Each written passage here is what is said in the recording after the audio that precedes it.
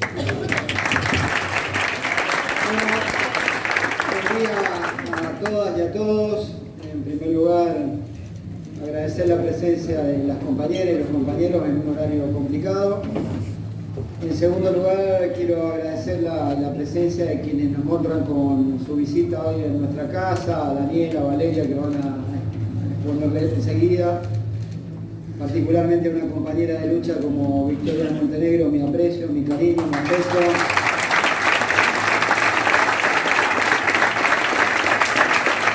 Y por supuesto que todo venimos a aplicar al compañero, amigo y referente Amado Vudú, por quien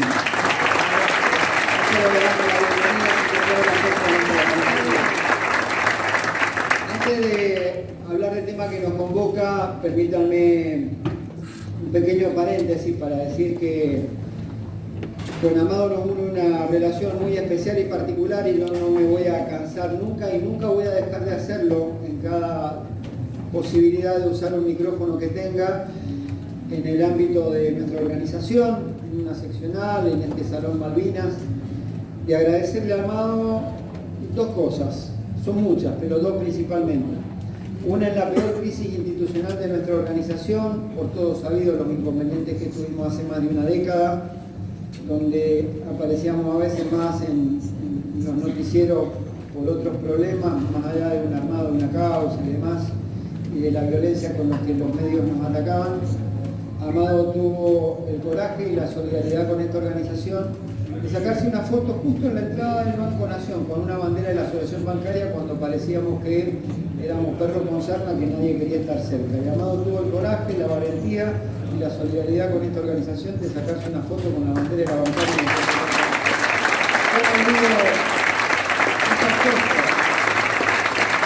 Y la segunda, claro está, Amado pagó las consecuencias de llevar adelante con coraje y valentía una política de Estado que significó que se acabara el negocio de las administradoras de fondos de pensión y el Estado argentino pudiera recuperar un sistema previsional solidario, de reparto y en manos del Estado. Y esas cosas a veces el capital, salvaje si lo es,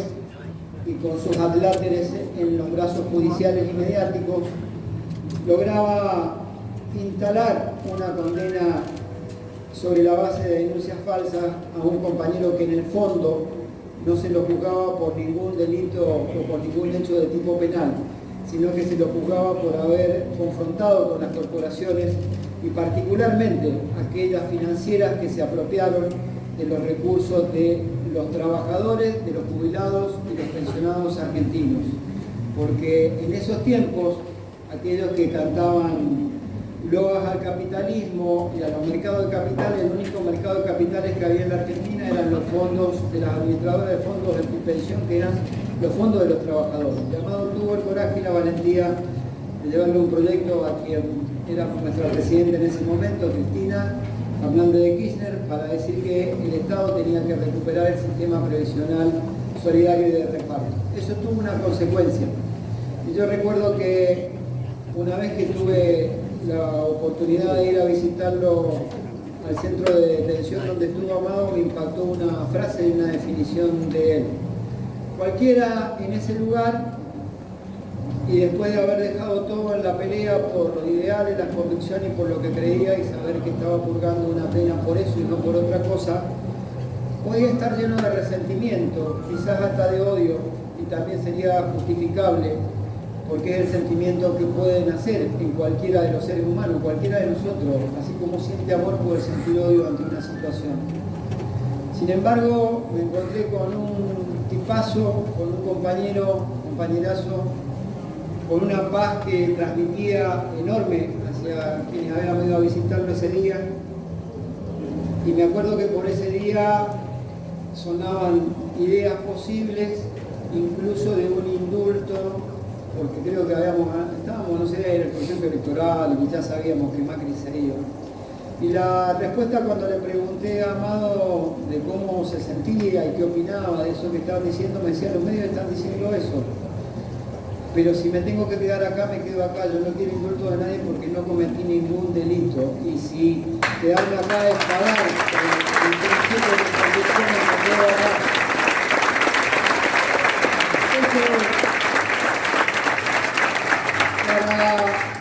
quienes a veces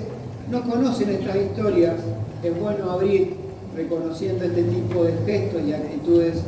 de nuestros compañeros y de nuestras compañeras, como Victoria también y su enorme lucha. Así que bueno, bienvenidos a nuestra casa.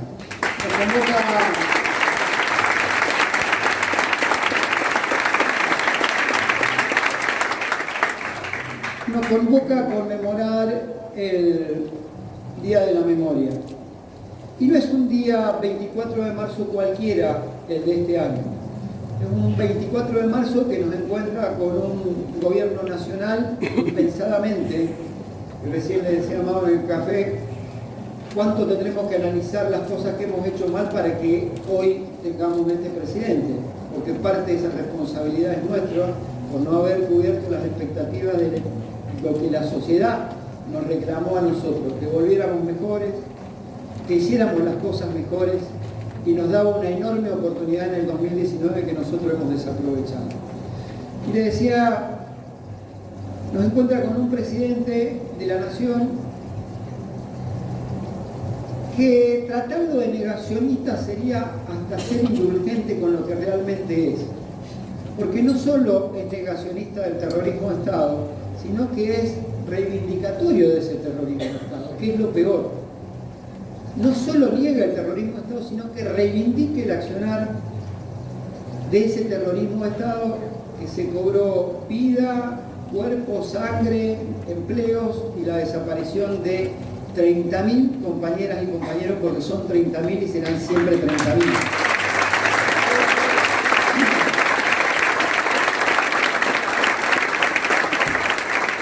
Y además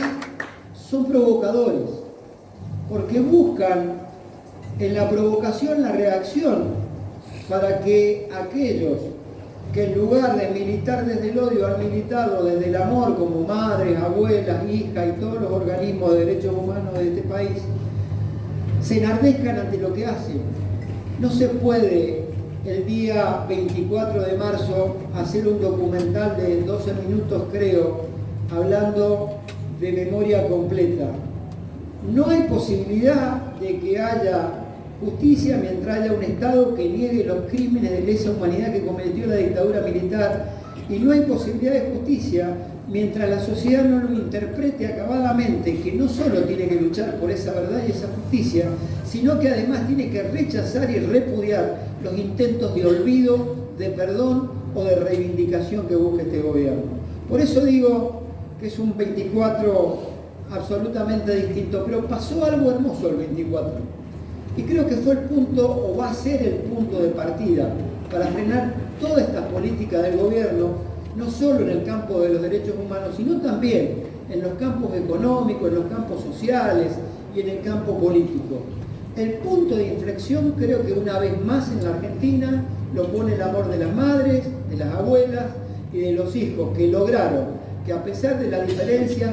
500.000 de argentinos estuviéramos en la plaza reivindicando a nuestros muertos, reivindicando a nuestros compañeros y compañeras que lucharon contra la dictadura militar y, por supuesto, rechazando todo este tipo de políticas que impulsa el gobierno, que ha hecho de su política algo que por lo menos siempre lo he denominado como la cultura de la crueldad,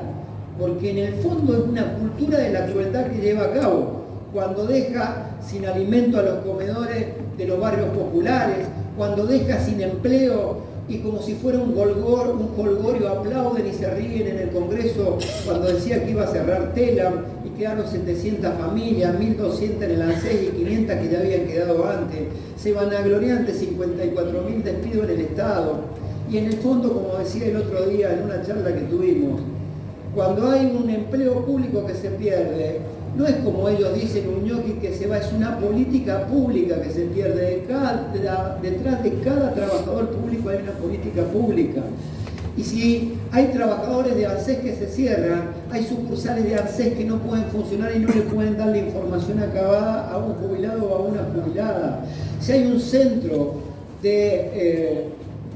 solidario que se cierra para brindar información a quienes tienen problemas de hambre, de pobreza en la Argentina, como cerraron los 50 centros hace poco tiempo atrás, a las 2 o 3 semanas, con 600 trabajadores en la calle. se cierra un lugar en donde había un abordaje del problema de ese compañero, de ese barrio o de la situación de ese sector. Cuando se cierra una escuela, una salita, se cierra la educación y se cierra la salud de los argentinos. Por eso es la política o una cultura de la crueldad. El que habla del cambio cultural nos está llevando a una cultura de la crueldad en la Argentina. Y también lo hace cuando desconoce el 24 como el emblema que los argentinos ya habíamos saldado independientemente de nuestros orígenes políticos, y es que hubo una dictadura militar, y no lo dice solamente el pueblo a los gritos en una plaza, lo dijo la justicia cuando condenó a las juntas militares y a los militares por los delitos de lesa humanidad.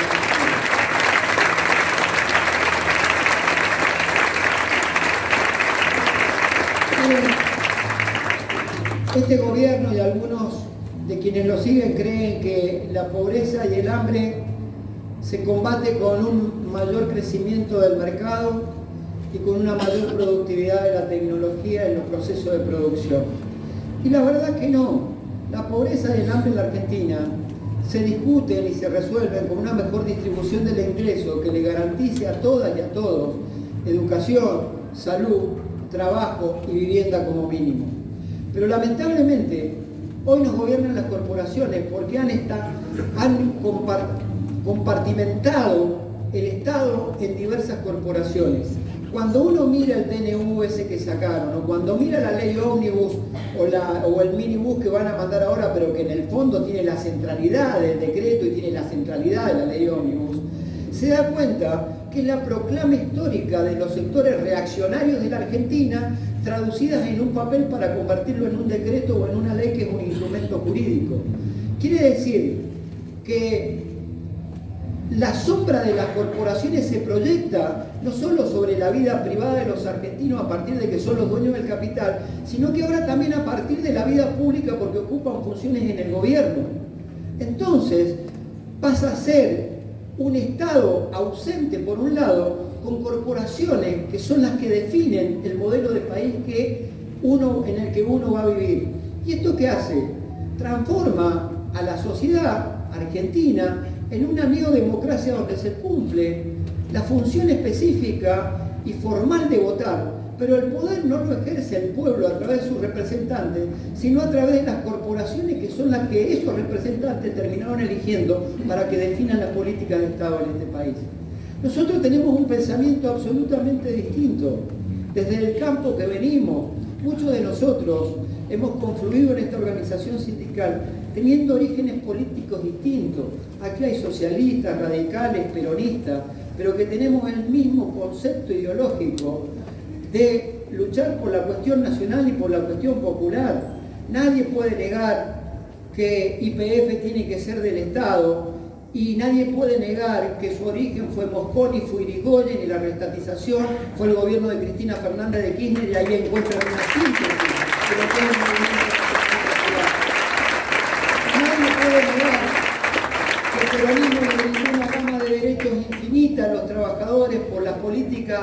hacia los trabajadores del gobierno de Juan Domingo Perón, de Néstor y de Cristina. Como nadie puede negar que el proyecto original presentado en el Parlamento de las 8 horas de trabajo que le devolvía o le daba dignidad a los trabajadores era de un socialista, pero que fue promulgado en el gobierno de Irigoyen y que a su vez antes que esa ley existía ese principio de la jornada de trabajo de 8 horas, porque hubo un gobernador radical que fue Carlos Washington Lencina en la provincia de Mendoza que lo instrumentó a través de un decreto, y después un gobernador en San Juan que se llamaba Cantón, creo que era el apellido, que también lo implementó.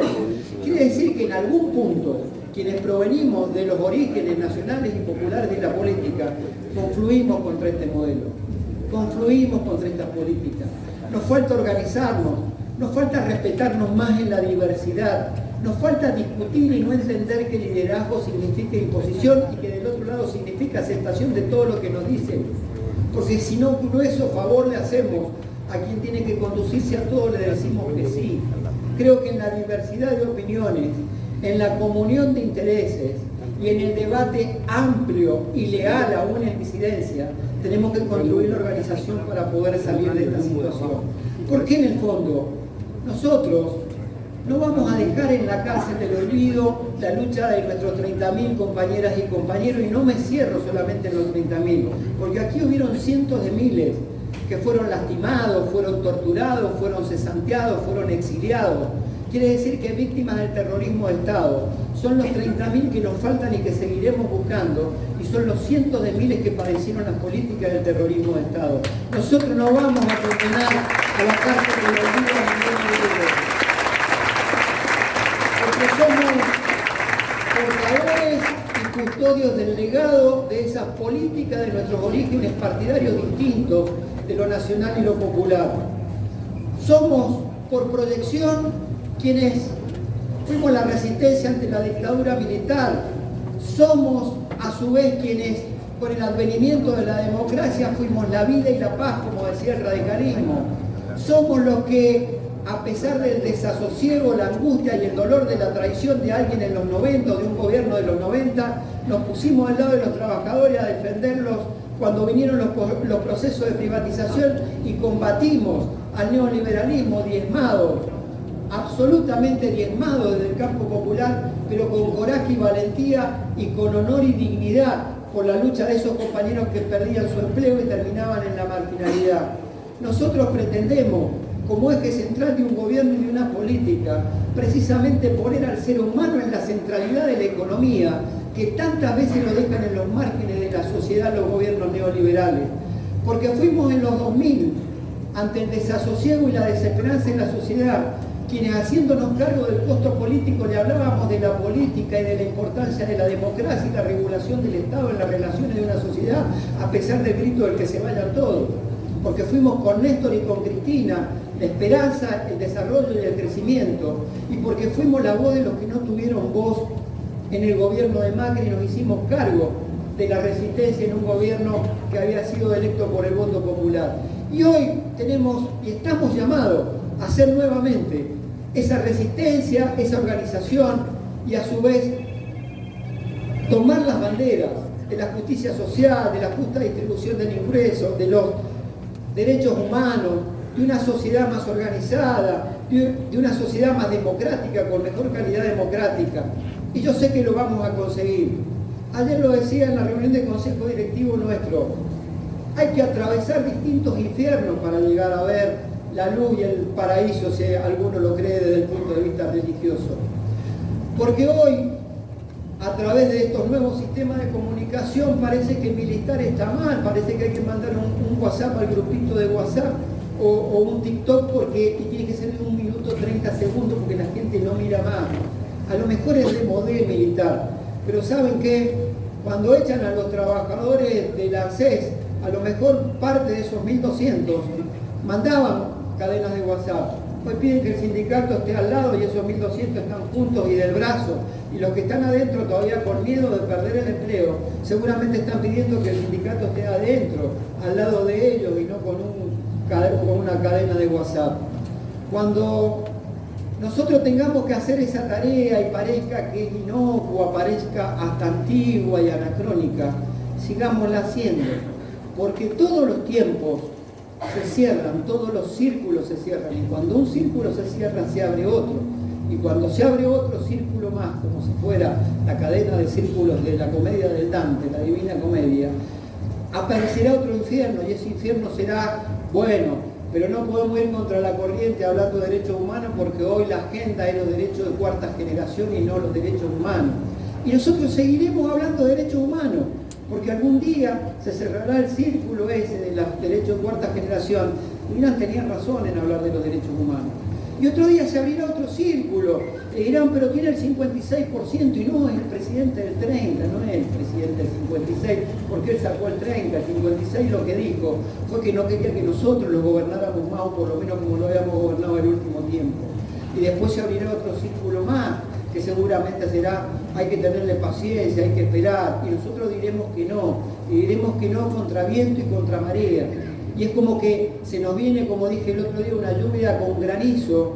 y a veces es más fácil guarecerse debajo de un árbol y te caerán algunas piedras y no todas, pero a veces es más valiente atravesar la lluvia para pasar lo más rápido posible y ver el sol del otro lado. Y si viene el viento de frente y somos 2 o 3 los que vamos, seguramente el viento nos va a tirar para atrás, pero si somos un montón que empujan a los 2 o 3 que van adelante, seguramente vamos a vencer al viento también. Y vamos a pasar todos esos círculos. Y cuando termine de cerrarse el círculo final, en donde el movimiento nacional y popular vuelva a ser gobierno, y esta vez sí para ser mejores, y esta vez sí con autocrítica, y esta vez sí con mejores políticas, seguramente habrá un solo círculo del infierno que no habremos pisado, que es el último peldaño de la escalera del infierno, que es el reservado para los traidores, como dice la comedia de Dante. Muchísimas gracias.